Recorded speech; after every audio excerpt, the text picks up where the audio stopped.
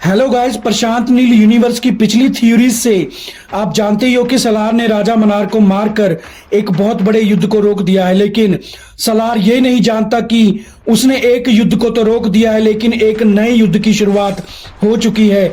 और ये जंग इंडिया, चाइना, ऑस्ट्रेलिया, इंडोनेशिया और रशिया जैसी कंट्रीज के बीच में शुरू हो गई है। ये जंग इन देशों की आर्मी या सरकारों के बीच नहीं, बल्कि ब्लैक गोल्ड यानी कि कोल के इलीगल बिजनेस पर कब्जा करने के लिए माफिया डॉन्स के बीच शुरू हो गई है।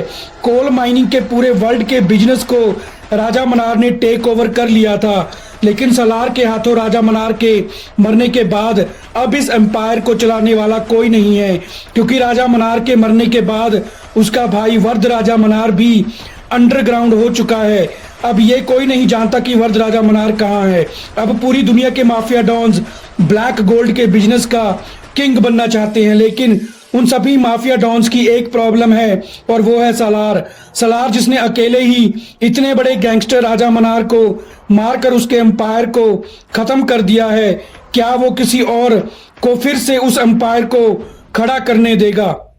इसलिए इन सभी कंट्रीज के माफिया डॉन्स खुद लड़कर यह फैसला करने से पहले कि उस एम्पायर का कौन किंग बनेगा, सलार को मारना चाहते हैं। और अपनी इस प्लानिंग में वो दुबई के इनायत खलील को भी शामिल कर लेते हैं। इधर दूसरी तरफ राजा मनार को मारकर अपना बदला पूरा करने के बाद सलार आद्या के साथ एक मैरिड लाइफ स्पेंड कर रहा है।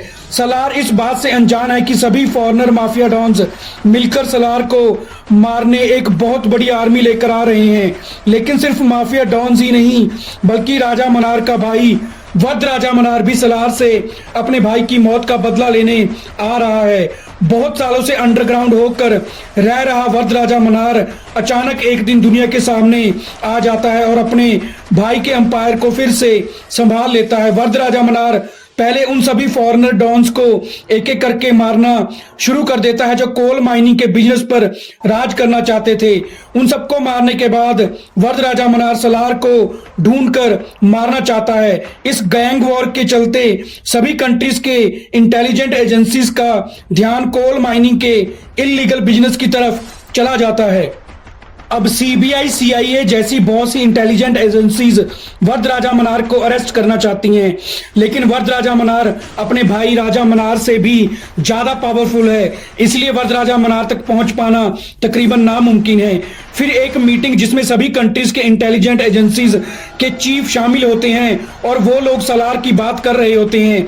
सलार जिसने पहले भी राजा मनार को मारकर एक बहुत बड़े युद्ध को विराम दे दिया था, इस बार भी सलार ही है जो वर्द राजा मनार को रोक सकता है। अब सीबीआई का चीफ अपने ऑफिसर्स को ऑर्डर्स देता है कि वो सलार को ढूंढकर उसके पास लेकर आए। सीबीआई ऑफिसर सलार तक तो नहीं पहुंच पाते, लेकिन सलार की वाइफ आद्या तक पहुंच जाते हैं।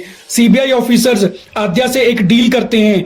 ऑफिसर्स आद्या से कहते हैं कि अगर सलार वर्द राजा मनार को पकड़ने में सीबीआई की मदद करेगा तो सलार पर जितने भी केसेस हैं सभी सीबीआई उन फाइल्स को हमेशा के लिए क्लोज कर देगी। आद्या सलार को अपने प्यार का वास्ता देकर इस डील को मानने के लिए कहती है।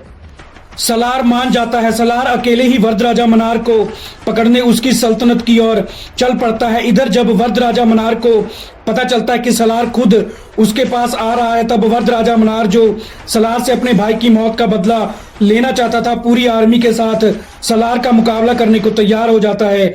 सलार वर्द राजा मनार के आदमियों को मार देता है। तभी इनायत खलील अपने आदमियों के साथ वहां वर्द राजा मनार की मदद करने आ जाता है। अभी सलार इनायत खलील के आदमियों का मुकाबला कर ही रहा होता है, तभी रॉकी भाई की केजीएफ का सेनापति वानरम अपनी सेना के साथ सलार की मदद के लिए वहां आ जाता है। सलार इनायत खलील को मार देता है और वानरम और उसकी सेना मिलकर इनायत खलील के आदमियों को मार देते हैं। अब सलार और वर्द राजा मनार के बीच फाइट होती है। वर्द राजा मनार सलार से फाइट में हार जाता है और सलार वर्द राजा मनार को पकड़कर सीबीआई के पास ले जाता है और सीबीआई सलार के सभी जुर्मों को माफ कर देती हैं और सलार को जाने देती हैं। लेकिन कहानी यहीं पर खत्म नहीं होती, क्योंकि प्रशांत नील के यूनिवर्स में आगे और बहुत सी फिल्में हैं जिनकी स्टोरी हम अपनी अगली थ्योरीज में बताएंगे। तो दोस्तों, हमारी आज की वीडियो को पूरा देखने के लिए आपका थैंक्स।